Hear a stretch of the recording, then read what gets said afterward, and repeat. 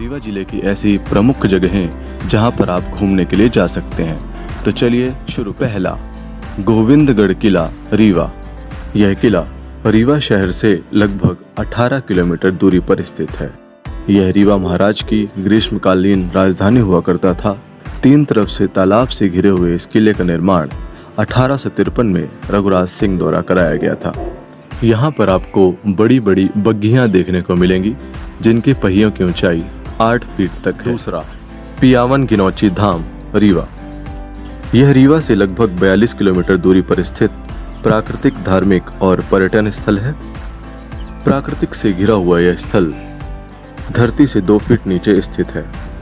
यहाँ का प्राकृतिक झरना 12 महीने सुंदरता बिखेरता रहता है। तीसरा, पूर्वा जलप्रपात। यह जलप्रपात रीवा मुख्यालय से लगभग 25 किलोमीटर दूरी पर स्थित है। यह टोंस नदी पर स्थित 67 मीटर ऊंचा जलप्रपात है, जहां की सुंदरता देखने योग्य है। White tiger safari Mukundpur. वैसे तो व्हाइट टाइगर सफारी सतना जिले के अंतर्गत आता है, लेकिन यह रीवा शहर से लगभग 18 किलोमीटर दूरी पर स्थित है। दुनिया के सबसे पहले सफ़ेद बाघ को रीवा के राजा मार्तंड सिंह ने 1951 में मुकुंदपुर में ही देखा था। बहुटी जलप्रपात। यह जलप्रपात सेलन नदी पर स्थित है और 168 मीटर की ऊंचाई के साथ यह मध्य प्रदेश का सबसे ऊंचा जलप्रपात है। रानी तालाब रीवा।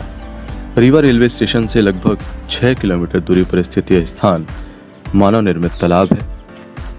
कहा जाता है कि लवाना जाति के लोगों ने रानी को यह तालाब उपहार में दिया था, तब से इस तालाब का नाम रानी तालाब हुआ।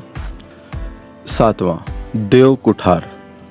यह जिला मुख्यालय से लगभग 64 किलोमीटर दूरी पर स्थित है। यह एक पुरातात्विक स्थल है। 1982 में खोजे गए यहाँ के स्तूप लगभग 200 साल पुराने और अशोक के शासनकाल के बताए जाते हैं। पुरातात्विक और पर्यटन दृष्टि से यह रीवा जिले का एक महत्वपूर्ण स्थल है। 8वां, चचई जलप्रपात। यह जलप्रपात रीवा जिला मुख्यालय से लगभग 29 किलोमीटर दूरी पर स्थित है। बीहड़ नदी पर स्थित यह जलप्रपात 130 मीटर की ऊंचाई के साथ मध्य प्रदेश का दूसरा सबसे बड़ा झरना है। 9वां, क्योटी जलप्रपात। यह रीवा जिला मुख्यालय से लगभग 37 किलोमीटर दूरी पर स्थित है। यह जलप्रपात महाना नदी पर स्थित है और भारत का 24वां सबसे ऊंचा जलप्रपात है। 10वां, रीवा किला। यह रीवा का मुख्य पर्यटन केंद्र है। इसके पीछे 2 नदियां हैं जो किले को प्राकृतिक सुंदरता प्रदान करती हैं। किले का मुख्य द्वार भारतीय वास्तुकला का अच्छा उदाहरण है। यहाँ पर्यटकों के रुकने की भी व्यवस्था है। साथ ही रेस्टोरेंट और संग्रहालय भी यहाँ स्थित है। 11वां, पीली कोठी।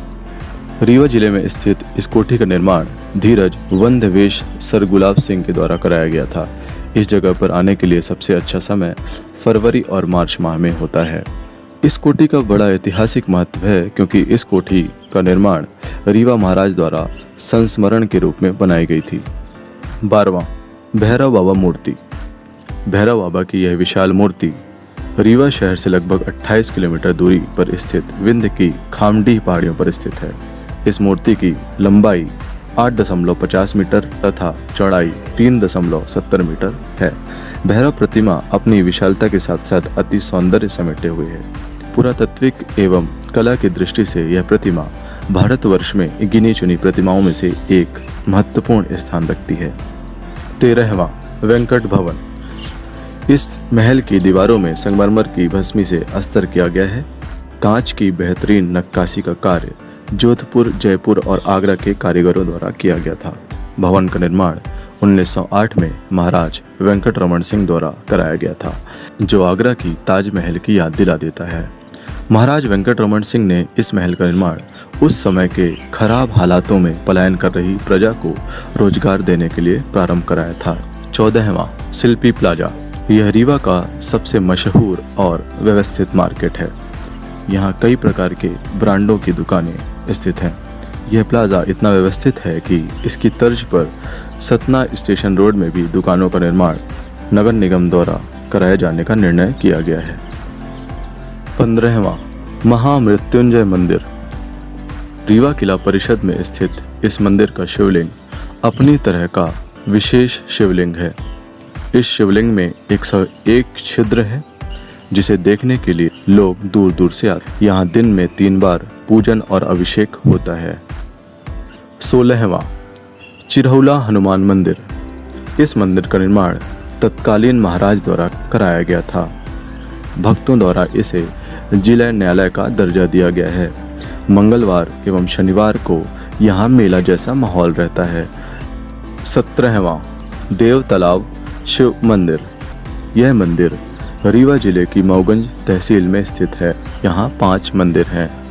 मान्यता है कि एक रात में इसका निर्माण भगवान विश्वकर्मा द्वारा किया गया था। साल में 3 बार यहाँ मेला लगता है। 18वां टोंस जलप्रपात। यह रीवा शहर से लगभग 50 किलोमीटर दूर सिरमौर के पास स्थित है।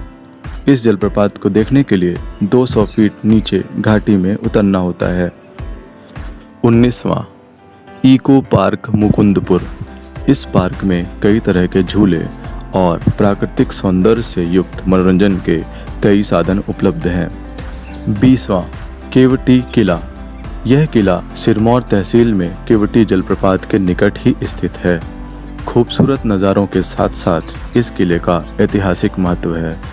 यह किला 1857 के स्वतंत्रता संग्राम का भी साक्षी रहा है, जिसमें ठाकुर रणमत सिंह और अंग्रेजों के बीच भयंकर युद्ध हुआ था। 21वां छुइया घाटी। छुइया घाटी अपने मनमोहक दृश्यों के लिए जानी जाती है। यहाँ के नज़ारे अद्भुत हैं और यहाँ से रीवा सीधी मार्ग गुजरता है। 22वां बरदाहा घाटी। यह घाटी रीवा शहर से लगभग 47 किलोमीटर दूर सिरमौर के पास स्थित है। यह घाटी अपने खूबसूरत नज़ारों और घुमावदार मोड़ों के लिए प्रसिद्ध है। बरसात के दिनों में यहाँ हरियाली की चादर सी बिछ जाती है। 23वां धारकुणी आश्रम। वैसे तो यह स्थान सतना जिले में आता है, लेकिन चूँकि यह रीवा जिले से करीब है तो यहाँ पर जाया जा सकता है। घनघोर जंगल, पर्वतों और झरनों के बीच स्थित इस परमहंस आश्रम में लोग शांति और प्राकृतिक का आनंद लेने के लिए पहुँचते हैं। धारकुणी मूलतः 2 शब्दों से मिलकर बना है, धार तथा कुणी, यानी जल की धारा और कुंड। 24वां आदित्य वाटर पार्क। यह वाटर पार्क रीवा शहर से लगभग 18 किलोमीटर दूर ग्राम रूहिया बेला में स्थित है, जहां गर्मियों में मनोरंजन के लिए आप जा सकते हैं। 25वां और आखिरी सुपाड़ी के खिलौने। रीवा सफ़ेद बाग जलप्रपातों के साथ साथ सुपाड़ी के खिलौने के लिए भी विश्व प्रसिद्ध है। फोर्ट रोड में आज भी कुछ परिवार हैं जो सुपाड़ी के खिलौने बनाते हैं। सुपाड़ी की यह कारीगरी इतनी अलग है कि इसने भारत तथा विश्व में रीवा को एक अलग पहचान दिलाई है। रीवा के सुपाड़ी कला के सुप्रसिद्ध कलाकार राम मिलन कुंदेर जी को राष्ट्रपति पुरस्कार से भी सम्मानित किया गया है। तो दोस्तों, यह थी हमारे रीवा जिले की प्रमुख ऐसी जगहें जहां पर आप घूमने के लिए जा सकते हैं।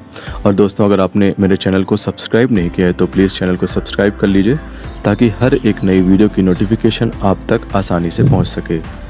मिलते हैं एक नई वीडियो के साथ, तब तक अपना ख्याल रखिए। धन्यवाद।